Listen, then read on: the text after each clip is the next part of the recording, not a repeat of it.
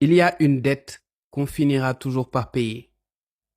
Le mal qu'on a fait à une personne, ce mal qu'on a fait consciemment, cette parole malveillante, cette parole malsaine, c'est une dette qu'on finira par payer.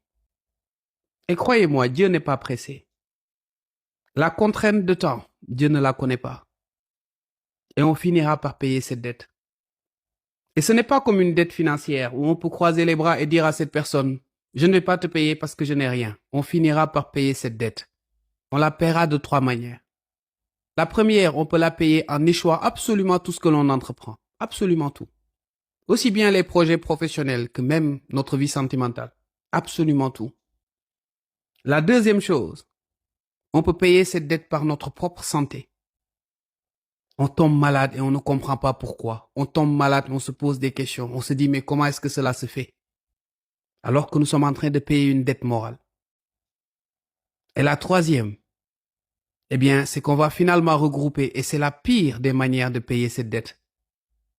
On la paiera à la fois par notre santé, mais aussi par la vie personnelle et professionnelle que nous menons.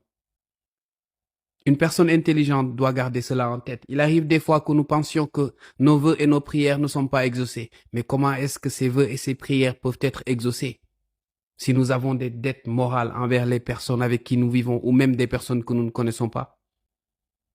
Celui qui ne s'éloigne pas de pareilles dettes ne peut aspirer à absolument rien.